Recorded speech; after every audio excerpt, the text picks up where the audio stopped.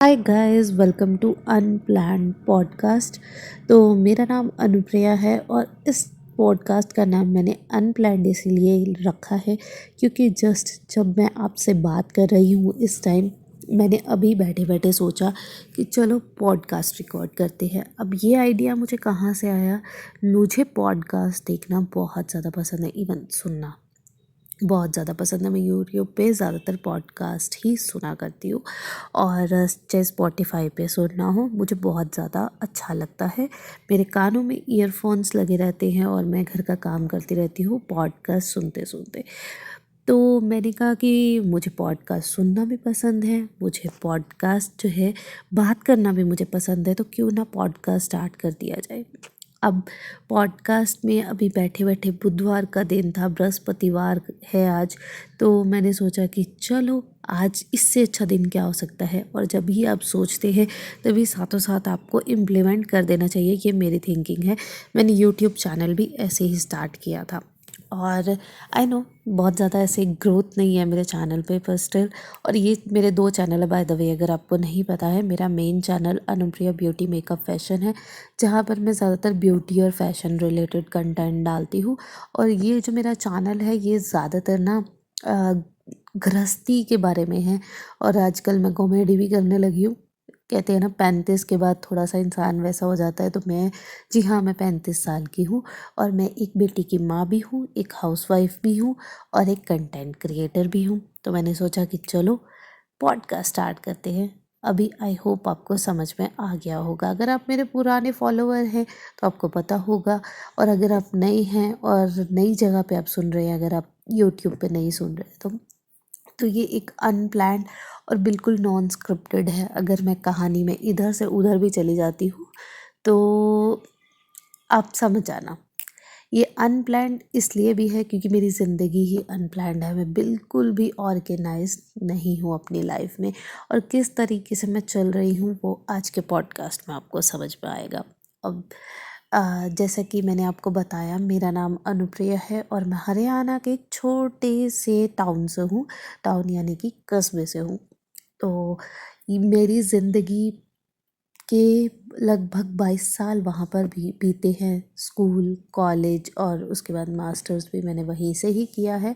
By the way मैं MBA finance हूँ। और मेरी लाइफ में शादी के बाद मेरी लाइफ ही अनप्लैन्ड है, मेरी शादी भी अनप्लैन्ड है। मतलब मैंने कुछ भी प्लानिंग के हिसाब से नहीं किया, और मेरी ज़िंदगी में जब भी जो चीज़ें मैंने प्लान करके चली हैं वो कभी हुई ही नहीं, इसलिए मैंने अभी प्लानिंग करना बंद ही कर दिया है। इवन जो मैं आप वीडियोस भी देखते हो वो सारी की सारी अनप्लान होती है, इंस्टेंट सोची हुई और इंस्टेंट होती है, रादर की कोई पीआर ना हो या फिर कोई कोलैब ना हो। तो उसके अलावा बाकी सब कुछ मेरा अनप्लैन्ड है। मेरी ज़िंदगी अनप्लैन्ड है। देखो, मेरा बर्थ जो है वो, जैसे कि मैंने बताया, हरियाणा के एक छोटे से कस्बे से है। एक लोअर मिडिल क्लास फैमिली की मैं लड़की हूँ। पार्टनरशिप में मेरे फादर का छोटा सा करियाना स्टोर था, तो वहाँ से हमने अपनी ज़िंदगी देखी है। हम 3 भाई बहन हैं और 3 भाई बहनों को माँ मेरे पेरेंट्स ने इक्वली प्यार किया है। हमें कोई फ़र्क नहीं किया है। पर ठीक है, ज़िंदगी चलती रहती है। और मैं आपको बता दूँ, मैं बहुत ही डम बच्चा हूँ। जब मैं 21 साल की थी तब मैं 16 साल के बच्चे की तरह समझती थी, क्योंकि एक्सपोज़र ही नहीं मिला, ना हमारे माँ बाप ने दिया हमें एक्सपोज़र। एक को-एड स्कूल से डायरेक्टली एक जब मेरे स्कूलिंग ख़त्म हुआ, +2 तक हमारा को-एड स्कूल था, लेकिन स्टिल को-एड नाम का था। मैंने आज तक कभी किसी लड़के से बात नहीं की थी। उसके बाद जब हमारी स्कूलिंग ख़त्म होती है तो हमें एक गर्ल्स कॉलेज में डाल दिया जाता है, क्योंकि हमें अम्बाला भेजना नहीं पसंद था। बाय द वे, अभी लोग समझ गए होंगे कि मैं अम्बाला के आसपास से हूँ। तो अम्बाला जो है वहाँ पे अच्छा कॉलेज था, तो वहाँ पे भेजना नहीं था, क्योंकि अकेले मेरे पेरेंट्स को बस में आना जाना पसंद नहीं था। उसके भी ड्यू टू काफ़ी सारे रीज़न्स हैं जो फिर कभी मैं आपको बताऊँगी। उसके बाद जो है स्कूलिंग ख़त्म हुई, एमबीए के लिए प्रोसीड किया। हाँ, वैसे एमबीए भी मेरी अनप्लैन्ड ही रही है, क्योंकि मुझे एमबीए करनी थी, लेकिन उसी टाइम हमारा बिज़नेस अलग हुआ था एंड वी आर इन और हमारे घर में ये है कि बच्चों तक कोई भी बात डिस्कस नहीं की जाती है। तो मुझे नहीं पता था फाइनेंशियली घर में क्राइसिस चल रहे हैं। थोड़ा बहुत सेंस था, लेकिन ऐसा नहीं था कि बिल्कुल ही नहीं, क्योंकि कभी दिखाया ही नहीं गया हमें। हमें इतना दिखाया गया है कि ठीक है, लाइफ है, चलती है। और उस दौरान मैंने फिर भी अपने मन को समझा लिया और मैं एमकॉम के यू में मेरा एडमिशन हो गया, कुरुक्षेत्र यूनिवर्सिटी में। वहाँ से डेली अप डाउन करना, अब आप अंदाज़ा लगा लीजिए मैं कहाँ से हूँ। तो अप डाउन करते हुए निकल जाता था टाइम। 1 महीना मैंने वहाँ पे प्रोसीड किया।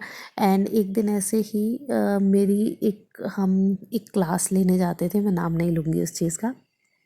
तो वहाँ पे हमें बोला गया कि अपनी लाइफ के बारे में थोड़ा बहुत बताओ कि लड़का और लड़की में क्या डिफरेंस होता है। तो उस दिन मैं रोने लग गई थी, आई थिंक लेक्चर में, क्योंकि मैं इतनी डम थी कि मेरे अंदर जो फीलिंग्स थी शायद वो उस दिन बाहर आ गई थी। कि मुझे लगा कि मेरे पेरेंट्स, मेरे पापा, मतलब भैया को तो बाहर भेजा, भैया को इंजीनियरिंग करवाई, सब कुछ कराया, उसके लिए फॉर्म्स फिल किए, फिर मेरे लिए कुछ ऐसा नहीं सोचा। और शायद उन्होंने सोचा भी नहीं था, क्योंकि मैं पढ़ाई में इतनी अच्छी भी नहीं थी, भैया बहुत अच्छा था।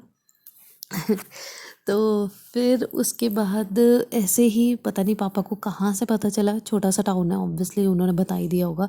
तो उसके बाद मेरे पापा ने इमीडिएटली नेक्स्ट 1 हफ्ते में मेरा एडमिशन एमबीए के एक कॉलेज में करा दिया। मेरा सपना था मैं एमबीए करने के लिए दिल्ली जाऊँ, लेकिन मुझे एडमिशन करवा दिया, वहाँ नया-नया कोई कॉलेज खुला था, कॉलेज का नाम नहीं लूँगी मैं। तो वहाँ पे एडमिशन करवाने के चले गए, 50,000 उस टाइम पे एडमिशन फ़ीस लगा था मेरा। और फ़ीस कोई बहुत ज़्यादा नहीं था वहाँ पे, क्योंकि टाउन्स में कितना ही मतलब फ़ीस होता है एमबीएस का, आप सोच सकते हैं। 2011 की बात कर रही हूँ मैं, नहीं, 2009 की बात कर रही हूँ मैं। तो कुछ ऐसे ही लाइफ चलती रही, चलती रही, चलती रही, और एमबीए मेरी अनप्लैन्ड हो गई। ये 2 साल कैसे निकले मुझे नहीं पता चला, क्योंकि बहुत मस्ती की थी मैंने उसमें, बंक्स और जितना लाइफ का फ़न हो सकता है मैंने उसमें किया। ऐसे ही मेरे फ्रेंड्स जो हैं वो लास्ट डे पे, इतनी बड़ी ट्रेजेडी मेरे साथ हुई, और मेरे फ्रेंड्स वो एमबीए के वहीं छूट गए। उसमें से सिर्फ 1 या 2 से मेरी अभी बात होती है, और किसी से भी मेरी बात नहीं होती है। 2011 में जैसे ही मेरी एमबीए ख़त्म हुई, मेरी जॉब प्लेसमेंट लगी दिल्ली में। लेकिन एज़ यूजुअल मैं मार्केटिंग में थी, फाइनेंस का कोई कंपनी आई नहीं थी, छोटा सा कॉलेज था, तो कहाँ से ही फाइनेंस की कंपनी आके जो है प्लेसमेंट करवाती। तो ऐसे ही मतलब बैठे बैठे मेरा एमबी मतलब मार्केटिंग में हुआ। लेकिन मेरा ब्रदर खुद मार्केटिंग फील्ड में है, तो मेरे पापा ने मना कर दिया, नहीं नहीं कहाँ फील्ड जॉब करेगी, कुछ करेगी, उन्होंने मुझे जॉब करने नहीं दी। एंड उस टाइम पे जैसे जो पापा बोल देते थे, हाँ ओके, मतलब पापा की बात यानी पत्थर की लकीर मान लेती थी। शायद मैं थोड़ा ज़िद करती तो वो मान भी जाते, लेकिन मैंने नहीं की। फिर उसके बाद भैया के पास मुझे भेज दिया गया। मैंने काफ़ी सारे इंटरव्यूज़ दिए, क्योंकि इंटरव्यूज़ की नॉलेज नहीं थी, सिर्फ एक इंटरव्यू दिया था और उसी में ही मेरा सिलेक्शन हो गया था। उसके बाद भैया ने थोड़ा सा गाइड किया, लेकिन एफ़र्ट्स खुद से करने को बोला। कहते मैं कुछ नहीं करूँगा, जो करना है तेरे को खुद करना है, और जॉब भी फाइनेंस फील्ड में करनी है। अब मेरी तो हालत ख़राब हो गई। जैसे कि मैंने बोला, मेरी ज़िंदगी अनप्लैन्ड ही चलती है। तो मैंने इंटरव्यूज़ की तैयारी शुरू की, थोड़ा सा भाई ने गाइड किया। उसके बाद से उस टाइम पे shine.com एंड naukri.com चलते थे, वहाँ से ईमेल्स उठाती थी, अपना रिज्यूमे कम से कम दिन में 50 कंपनीज़ को फॉरवर्ड करती थी। और उसके बाद वहाँ से जो कॉल्स आती थी वो लेती थी, और उसके बाद जॉब के लिए इधर उधर बसेस में और ऑटोज़ में इंटरव्यू के लिए जाती थी। अब इतनी अच्छी इंग्लिश तो मेरी है नहीं कि इंटरव्यू एकदम से मेरा पास हो जाए। इंग्लिश में शुरू से ही हार्ट टाइट है, क्योंकि ऐसा एनवायरनमेंट नहीं मिला, एक्सपोजर नहीं मिला। तो फिर क्या करूँ, फिर सोचा सोचा सोचा, फिर उसके बाद एक अच्छी सी मुझे एजेंसी मिली जिन्होंने मेरी हेल्प की, और वहाँ से मैंने काफ़ी सारे 2 महीने इंटरव्यू दिए। 2 महीने के बाद मुझे 1-2 जगह पे सिलेक्शन हुआ, 2-3 जगह पे फाइनेंस में जो ये रहते हैं शेयर मार्केट वगैरह, वहाँ पे हुआ। लेकिन उस 2 महीने के दौरान मैंने 1-1 2-2 दिन काम किया और छोड़ दिया, क्योंकि मुझे काम नहीं पसंद आ रहा था। शेयर मार्केट मतलब मुझे अब समझ में आना चालू हुआ है कि कैसे काम करता है। उस टाइम पे बिल्कुल आइडिया नहीं था। थ्योरेटिकली बहुत ज़्यादा आइडिया था, लेकिन प्रैक्टिकली उसको इम्प्लीमेंट कैसे करना है वो समझ में नहीं आया। और कई जगह पे बॉन्ड्स थे तो नहीं हुआ। ऐसे ही मेरी ज़िंदगी में अनप्लैन्ड होती हैं। जब मैं खाली बैठ गई, एक नोएडा की कंपनी में मेरा इंटरव्यू हो गया, सब कुछ हो गया। 8 तारीख से मेरी प्लेसमेंट होनी थी, ठीक है। 8 तारीख से मुझे जॉब जॉइन करनी थी। अक्टूबर दिवाली के आसपास का टाइम था। मुझे याद है उस टाइम पे 8 पता नहीं 9,000 रुपये वो सैलरी दे रहे थे, और मैंने पापा को फ़ोन करके बोला कि मेरी जॉब लग गई है। और पापा ने बोला, वाह तेरे को तो दिवाली गिफ्ट मिल गया। मैंने कहा हाँ मिल गया। वहाँ पे पर मेरा ब्रदर दिल्ली में रहता था और मुझे नोएडा में जॉब मिली थी। तो पापा ने बोला कि वहाँ जाएगी, अप डाउन कैसे करेगी, अप डाउन का तो कोई सोर्स है नहीं, रात के समय अकेले आना जाना। तो नोएडा से आना यानी 1.5 घंटा लगना था। तो वहाँ पे हम देख लेते पीजी वीजी। लेकिन जैसे कि मैंने बोला, मेरी ज़िंदगी तो अनप्लैन्ड है। हर एक चीज़ अनप्लैन्ड होती है। एक और जगह से मेरे पास कॉल आता है कि कल से आपकी जॉइनिंग है, और वो कंपनी थी बैंक ऑफ अमेरिका। मेरी लाइफ की पहली एंड द बेस्ट कंपनी, जहाँ पे मैंने 2 साल लगभग काम किया है। और उस 2 साल में भी बहुत सारी ट्रेजेडीज़ मेरे साथ हुई हैं, बहुत कुछ सीखा भी है, और बहुत बहुत ही ज़्यादा लाइफ एक्सपीरियंस लिए हैं इन 2 साल में, ups and down and everything. वो फिर किसी और दिन पॉडकास्ट में बताऊंगी। अब वहाँ पे काम करने के बाद क्या होता है, 2 साल काम करने के बाद जब मेरे प्रमोशन का टाइम आता है, तब मेरे बापूजी को के साथ मतलब मेरी वहाँ पे कुछ भसड़ हो जाती है, और मुझे इमीडिएटली मुझे वो जॉब छोड़नी पड़ती है। जी हाँ, जस्ट 1 महीना पहले मेरे प्रमोशन के। मेरी ज़िंदगी 3 महीना खाली बैठने के बाद, 3 महीना डिप्रेशन के बाद, नहीं, 6 महीना डिप्रेशन के बाद मैं फिर से कम बैक करती हूँ एक नई कंपनी, नए प्रोफाइल के साथ। जी हाँ, जैसे कि मैंने बोला, मेरी ज़िंदगी बहुत अनप्लैन्ड है।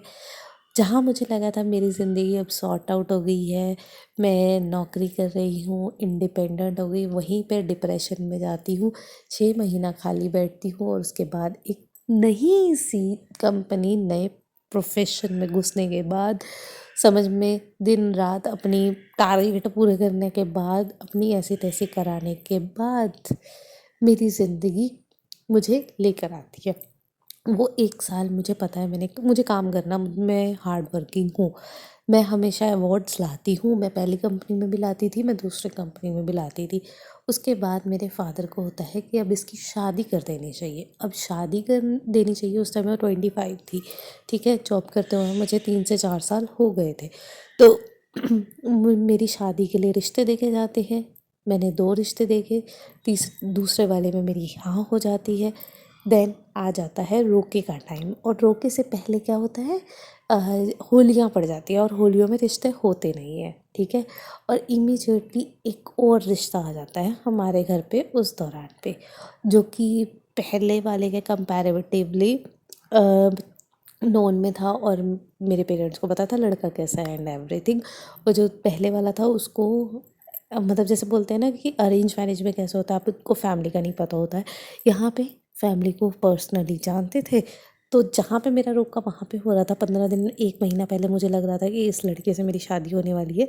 देन 1 महीने बाद इमीडिएटली मेरी शादी किसी और से हो रही है, जो कि अभी मेरे करंट हस्बैंड है। एंड मुझे नहीं पता, वो लड़का भी बहुत डिसेंट था, ट्रस्ट में बहुत अच्छा था, बहुत जेन्युइन इंसान था। लेकिन यहाँ पे हम जानते थे कि वो मतलब पुनीत कैसे हैं। तो इसीलिए हमने यहाँ पे शादी की ज़्यादा प्रेफरेंस रखी, और मेरे को भी था कि मुझे किसी अननोन से शादी नहीं करनी है। कम से कम मैं उसको जानती तो हूँ, इस इंसान को, इसका नाम तो पता है, इसके बारे में थोड़ा बहुत तो मुझे आइडिया है। जो हम पर्सनली एक दूसरे को इतना अच्छे से नहीं जानते थे।